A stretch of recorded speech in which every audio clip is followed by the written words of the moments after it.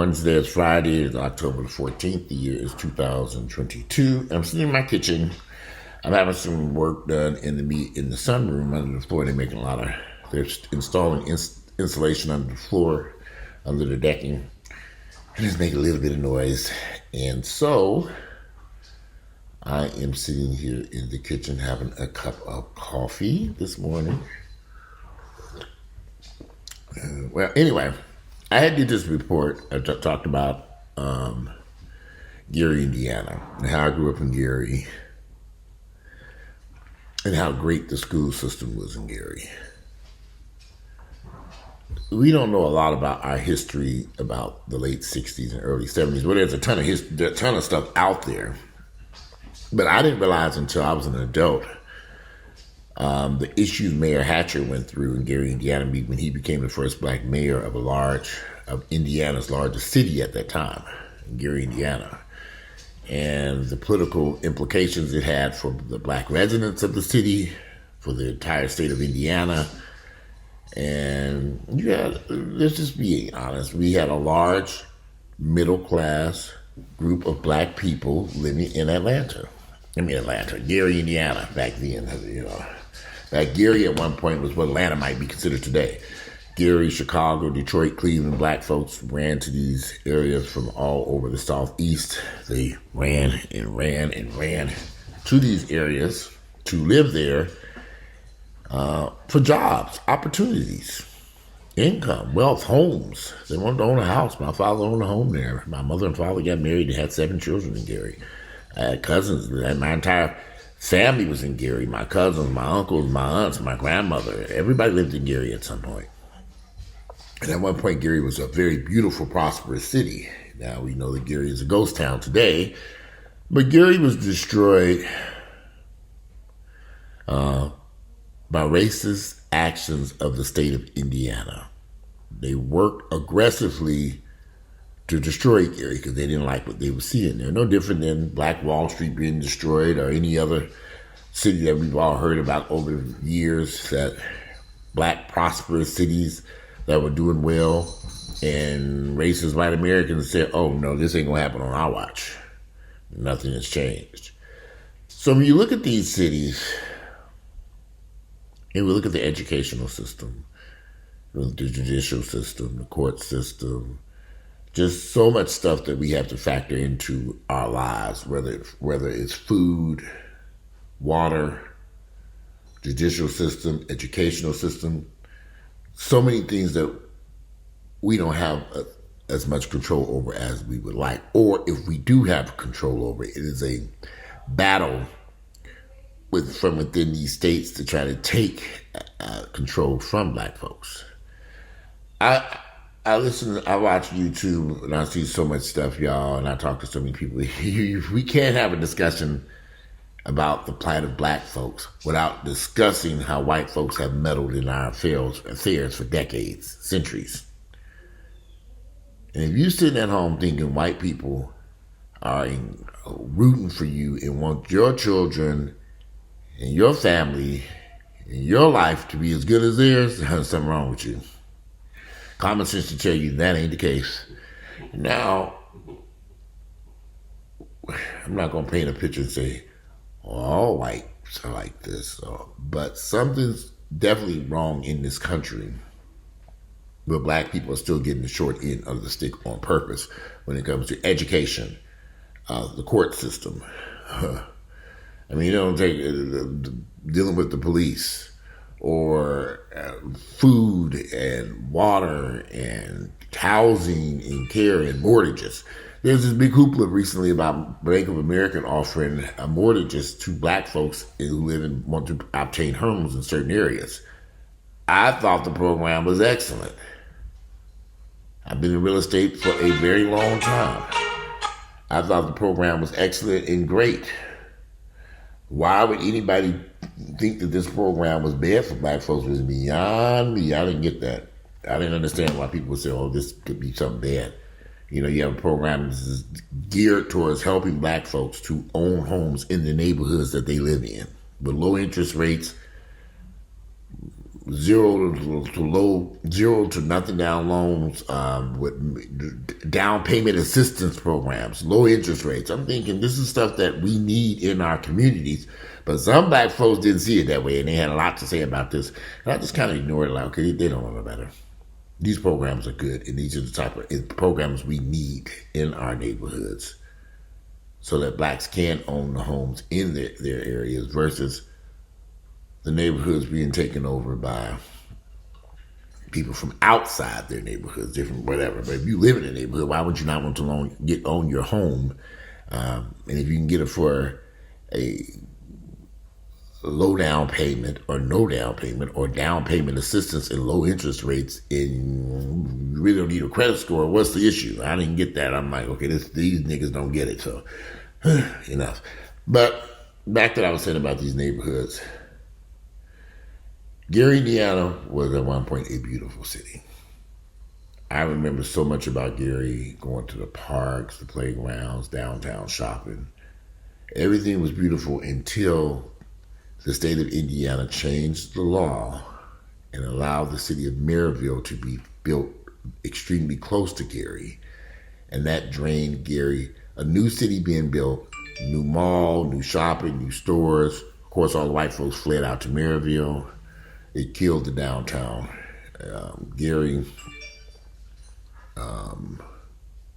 I remember moving into our house on Tennessee Street when I was a little kid, and I remember that house. First, we lived on Tyler Street, then we moved over to Tennessee Street. And on Tennessee Street, we had a lot of white neighbors. But over the years, white folks fled Gary, and Gary was a middle class, nice neighborhood. It was beautiful. Those houses were beautiful in Gary. Well, not anymore, of course, because the neighborhood Gary has gone down so far. But that was done on purpose. Gary was destroyed on purpose. They didn't want those black folks to have a thriving city. And it was destroyed on purpose. So I keep listening to white black folks attacking black folks about these issues that we have in 2022, and they don't understand a lot of stuff that is going on in our communities has been done on purpose. You may say, well, what, Walter? What are these things? Look at how the black father has been minimized. The black man has been just destroyed in the black community. Where are the fathers? Really don't exist no more. The family, like when I grew up, everybody had a mother and father in their homes, and the family was intact. But now, that doesn't exist anymore. This was done on purpose. They didn't want those men in those households raising those children. And black women went along with the bullshit and began to get rid of their husbands, or not even taking on a husband at all. So, but they don't see, a lot of black women don't see anything wrong in their actions, because everybody's doing it. Everybody's single mom now. Nobody's married. There's all these children. But these kids are growing up with no skill sets. They don't know how to do anything. I strongly feel that young black boys should have some type of father figure within their home to show them how certain skills, if that father has certain skills. Now, one thing I can say about my father, he made sure we got me and my brother, brothers and sisters too, got our ass about that bed. We went out there and we had to deliver newspapers. We delivered newspapers. We shoveled snow, raked leaves, washed cars, took out trash. We were doing this to earn an income at a very early age, encouraged by my father to get out there and make some money. We could just lay up in the house on a Saturday and watch cartoons all day. When he walking in and see us watching TV, he'd turn that TV and say, "Get out, go make some money." So you live and you learn certain things in an environment like that. I don't know why so many black people seem to think they can do stuff on their own, so particularly black women having these children. If you're not married and you have no plans of getting married, no intentions of marrying this man, why are you having these children?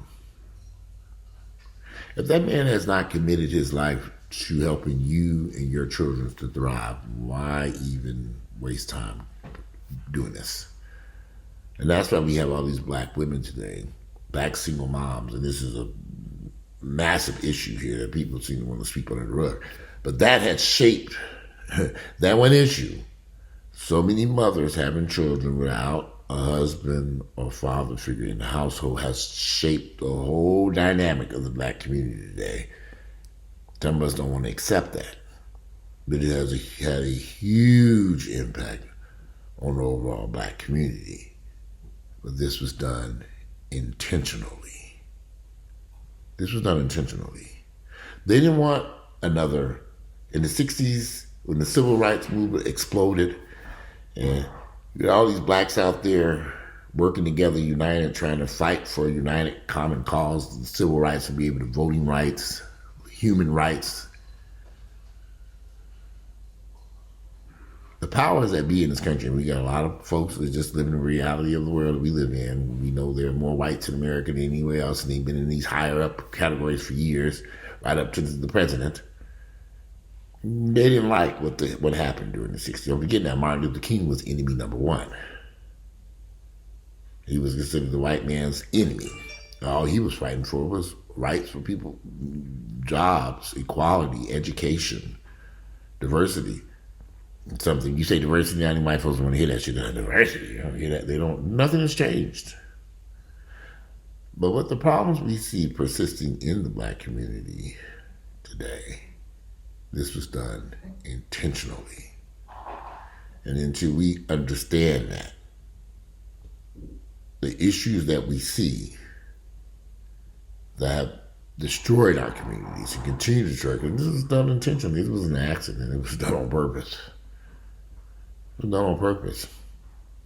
As I just kind of sit back and I look at social media and I hear what people are complaining about stuff, the black women against black men and back and forth, instead of them united and coming together and figuring out there's a reason why you two idiots are fighting here, because these white folks are in the background creating all this problems and meddling in the black community. But if you don't sit down and think about it, you don't understand your history, you don't understand the plight of black Americans, I don't know why anybody wouldn't understand it. But again, I didn't learn certain stuff about Gary, Indiana until I was a grown man. It was only then I understood that Gary, Indiana had high test scores, that the state of Indiana, you would think the state of Indiana would have been proud, oh, we got a city that's doing really well, and the test scores are high, and the city is doing well, and they didn't like that because they were black folks. They didn't like that. So they're like, okay, these niggas over here, they learning, they going to school, they learning, they get the test scores are high, they get income, they working at the steel mill, they own houses, they own real estate, they gonna take over. We don't like it. And they set out to destroy it. And they did destroy Gary. That was done on purpose. But of course they blamed it on the black folks. So you snatch away the jobs, the banks, the income, the tax base, you take the stores away, you take everything away and say, the black, look what they did. They did this. They're the ones who destroyed their communities. Okay. You take all that away, and then, not only do you take it away, you don't allow the buildings that were downtown Gary, Indiana, all those buildings that were vacant now, to be rented out to anybody else, leased out, or sold. They just sit on it for years. Mayor Hatcher for years was fighting with these building owners to get them to take care of these buildings or rent them out. But they weren't going to do that because they was out. They had a game plan to destroy Gary. And this just didn't happen in Gary, Indiana. Y'all, we not that stupid. We know it happened in Cleveland, Detroit. Almost happened in Chicago when they had Mayor Washington. They killed his ass in office. So we can name a lot of cities where, as after the civil rights movement in the late 60s, as blacks in these urban cities, they decided, okay, no, y'all not going to be living like kings and queens over here. We're going to deprive you of every damn thing. And we're going to destroy that black family. And we're going to lock the men up. And we're going to plump drugs into the community. I used to sometimes think this stuff was like insane, but now as I've gotten older and read so much stuff, I said, oh boy. Just the thing, what they did to Gary, which at that time probably had one of the largest middle-class black communities in America. Gary, Detroit, and Cleveland, Ohio, those three cities alone, and all hell broke loose on purpose. It was intentionally done. But if you don't read and you don't gain knowledge and you don't gain information, again, you're going to blame yourselves. Are we going to blame black folks having destroyed these cities? And that's not what happened. We didn't destroy those cities. The tax base was destroyed. It was done on purpose. Businesses moved out of the city on purpose. They packed up and left. They didn't want to be around all these black folks. Now, when they packed up and left, of course, we didn't have any banks or any way to go back in there and regrow businesses. We didn't have a capital. It didn't exist. You wouldn't go get it from the bank. They didn't have no empowerment zone back then. This goes back to the question about why blacks, what irritates me about blacks for Republicans. Since the civil rights movement, Republicans have done everything in their power to harm and hurt black communities. The Democrats have tried, every step of the way, Democrats have tried to do empowerment zones or bring money or do something to help these communities. The Republicans ain't did shit. And they're not planning on doing nothing either. So when I hear people say that black people say they vote Republican, I just think to myself, you're an idiot. But they don't know the history. They don't understand it. They don't have the knowledge. They don't know. But anyway, it's going to be a little short video. I just wanted to clarify some things. I think some people didn't understand what I was saying about Gary. Gary was a prosperous city. Gary was doing extremely well. And Gary had a black mayor, but after Mayor Hatcher won, and, you had a city where blacks were moving into the city, they were working jobs, and everything was going well, and white folks did not like that at all. They didn't like it. The state of Indiana in particular said, no, we don't like this. The state said, we don't want this city to prosper anymore. Too many black folks in it, and we don't like it. And they did everything in their power. The state of Indiana did everything they possibly could to destroy Gary. And they did. Which was once their most prosperous city in the state. They killed it on purpose. Just because there were black folks there, and they didn't like them. Read a history book, y'all. Go read, gain knowledge, do something. Y'all got to stop. There's nothing wrong with reading. Reading won't kill your ass. Gaining some knowledge about our history, you have a better understanding about what's going on today. And people get about the culture that we don't control. We have no control over black American culture in this country. We just don't. Never have. And the internet ain't making it better. Has actually made it worse. But anyway, these are just my thoughts and opinions. Today is Friday. It is October 14th. The year is 2022. And I'm still waiting on that shower door. It's the weirdest thing. Working on these houses,